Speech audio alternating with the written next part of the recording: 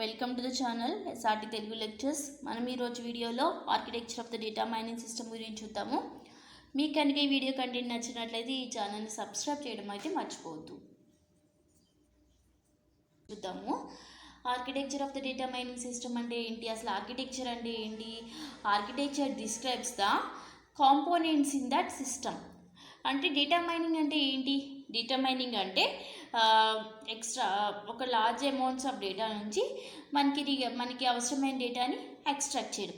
So ఆ extract చేసే ప్రాసెస్లో ఏమేమి కాంపోనెంట్స్ అయితే యూస్ అవుతాయో వాటిలన్నింటినీ డిస్క్రైబ్ చేసేదే ఆర్కిటెక్చర్.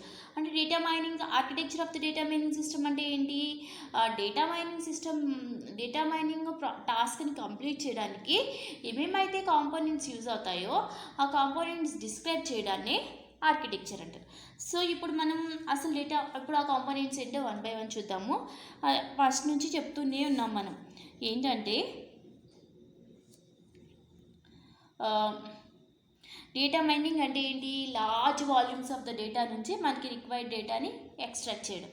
సో ఆ large volumes of the data ఎక్కడ స్టోర్ అవుతుంది? ఆ large volumes of the data ఎక్కడ స్టోర్ అవుతుంది? వాటిని మనం డేటా సోర్సెస్ అంటామన్నమాట. సో ఆ large volumes of the data ఎక్కడ స్టోర్ అవుతుంది? ఈ డేటా సోర్సెస్లో స్టోర్ అవుతుంది.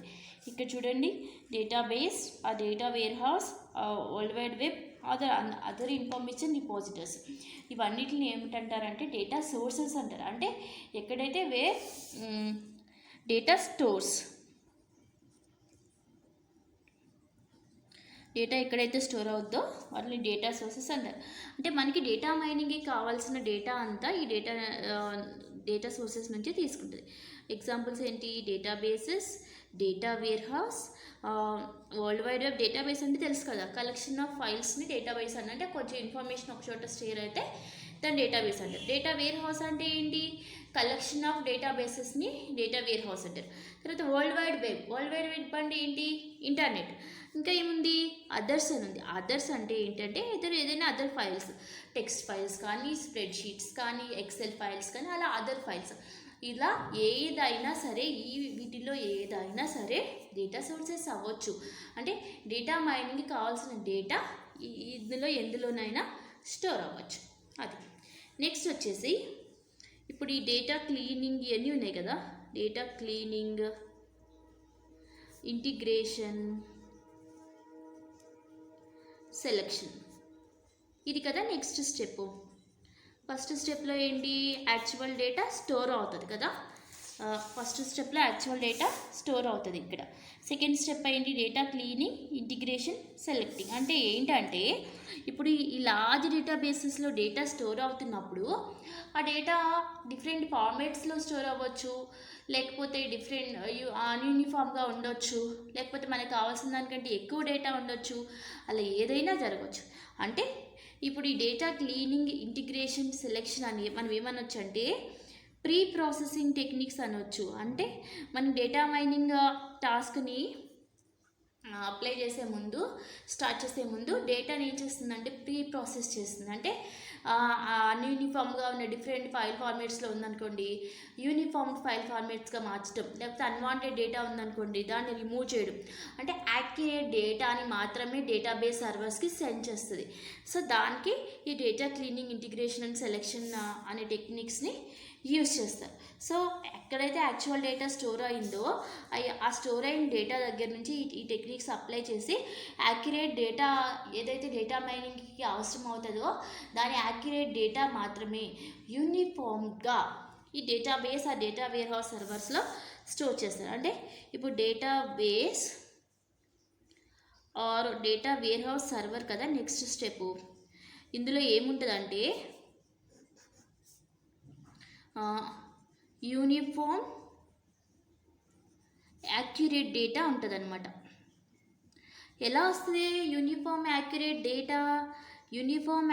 డేటా ఎలా వస్తుందంటే ఒరిజినల్ డేటా సోర్సెస్ మీద ఈ data cleaning, integration, selection apply చేయడం వల్ల యూనిఫామ్డ్ యాక్యురేట్ డేటా వస్తుంది. దాన్ని ఈ డేటాబేస్, ఆ డేటా వేర్ హౌస్ సర్వర్స్లో స్టోర్ చేస్తారు. నెక్స్ట్ వచ్చేసి ఏంటంటే డేటా మైనింగ్ ఇంజిన్. ఇప్పుడు చూడండి డేటా మైనింగ్ ఇంజన్. ఈ డేటా మైనింగ్ ఇంజన్ అనేది ఈ ఎంటైర్ డేటా మైనింగ్ సిస్టంలో, ఆ డేటా మైనింగ్ ఆర్కిటెక్చర్లో ఏమంటారు బేస్ కాంపోనెంట్, అది ఇంపార్టెంట్ కాంపోనెంట్ అని అనొచ్చు. ఎందుకంటే మనం ప్రీవియస్ వీడియోలో చూసాం కదా, ఏదైనా ఒక డేటా మైనింగ్ టాస్క్ డేటా మైనింగ్ని మనం అప్లై చేయాలి అంటే ఒక డేటా మీద కంపల్సరీగా కొన్ని టాస్క్లు అనేవి మనం పెర్ఫామ్ చేయాలి అని అనుకున్నాం కదా. సో ఆ డేటా మైనింగ్ టాస్క్లు, ఆ డేటా మైనింగ్ టెక్నిక్స్ అన్నీ డేటా మీద ఎక్కడ అప్లై అవుతాయంటే ఈ డేటా మైనింగ్ ఇంజన్లోనే అప్లై అవుతాయి. అంటే డేటా మైనింగ్ టెక్నిక్స్ అనేవి ఈ డేటా మైనింగ్ ఇంజన్లోనే డేటా మీద అప్లై అవుతాయి. డేటా మైనింగ్ టెక్నిక్స్ అంటే ఏంటి మనం చూసాం కదా, క్లాసిఫికేషన్, ప్రెడిక్షన్, తర్వాత క్లస్టరింగ్, అలా డిఫరెంట్ డేటా మైనింగ్ టెక్నిక్స్ ఉన్నాయి కదా. సో ఎగ్జాక్ట్ మనకి ఏ విషయం అయితే కావాలో ఆ ఇన్ఫర్మేషన్ మనం రిట్రీవ్ చేయడానికి ఈ డేటా మైనింగ్ టాస్క్లన్నీ యూజ్ అవుతాయని చెప్పాం కదా. సో అవన్నీ డేటా మీద ఎక్కడ అప్లై అవుతాయంటే డేటా మైనింగ్ ఇంజన్లోనే అప్లై అవుతాయి. సో అందువల్ల దీన్ని important component of the data mining architecture అంటారు. So data mining architecture data mining engine is the base component of the data mining architecture. Next one is the pattern evaluation. So pattern evaluation అంటే ఏంటంటే ఇప్పుడు data mining ఇంజన్లో data mining techniques apply చేసిన తర్వాత మనకి కొంత data అనేది retrieve అవుతుంది.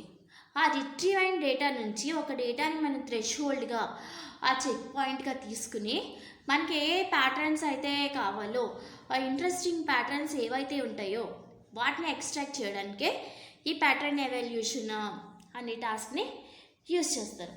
అంటే ఇంట్రెస్టింగ్ ప్యాటర్న్స్ని, అవైలబుల్ ప్యాటర్న్స్లో నుంచి ఇంట్రెస్టింగ్ ప్యాటర్న్స్ని ఒక థ్రెషోల్డ్ వాల్యూ, ఆ చెక్ పాయింట్ వాల్యూ తీసుకుని ఎక్స్ట్రాక్ట్ చేస్తారు. దానికి ప్యాటర్న్ ఎవల్యూషన్ యూజ్ అవుతుంది. నెక్స్ట్ వన్ ఏంటంటే యూజర్ ఇంటర్ఫేస్. ఇప్పుడు చూడండి, నెక్స్ట్ది యూజర్ ఇంటర్ఫేస్. ఇప్పుడు ఒక యూజర్ ఉన్నారు. ఆ యూజర్కి డేటా మైనింగ్లోంచి ఏదో తనకి అవసరమైన డేటాని ఎక్స్ట్రాక్ట్ చేయాలనుకుంటాడు.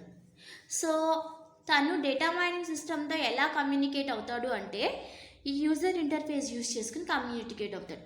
అంటే ఈ రిమైనింగ్ టాస్క్స్ అన్నిటి గురించి డేటా ఆ యూజర్కి అవసరం లేదు. తనకేం కావాలి, రిమైనింగ్ కాంపోనెంట్స్ ఇన్ఫర్మేషన్ ఏది అవసరం లేదు. డేటా మైనింగ్ సిస్టంలో తను ఒక క్వరీ రాస్తాడు, ఆ క్వరీకి ఆన్సర్ కావాలంతే. సో ఆ యూజర్ డేటా మైనింగ్ సిస్టంతో ఎలా ఇంటరాక్ట్ అవుతాడు అంటే ఈ యూజర్ ఇంటర్ఫేస్ యూజ్ చేసుకుని ఇంటరాక్ట్ అవుతాడు. అంటే యూజర్ ఇంటర్ఫేస్ ఎందుకు యూజ్ అవుతుంది అంటే interaction between user and data mining system. అంటే యూజర్ క్వరీస్కి, ఆ క్వరీస్కి ఆన్సర్స్, ఈ రెండు కూడా యూజర్ ఇంటర్ఫేస్ యూజ్ చేసి యూజర్ పొందుతాడనమాట. Next one is knowledge base.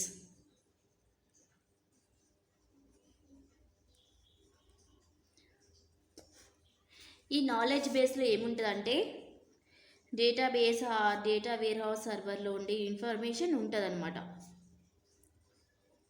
ఎప్పుడైతే ఈ ప్యాటర్న్ ఎవల్యూషన్ కానీ, డేటా మైనింగ్ ఇంజన్ కానీ ఏదైనా ఎక్స్ట్రా ఇన్ఫర్మేషన్ కావాలి అని అనుకుంటే అవి ఈ నాలెడ్జ్ బేస్ నుంచి రిట్రీవ్ చేసుకుంటుంది. అదే డేటాబేస్ ఆర్కిటెక్చర్ అనమాట. మీకు కనుక ఈ వీడియో కంటెంట్ నచ్చినట్లయితే ఈ ఛానల్ని సబ్స్క్రైబ్ చేయడం మర్చిపోవద్దు. అలాగే ఈ వీడియోని మీ ఫ్రెండ్స్తో కూడా షేర్ చేయండి.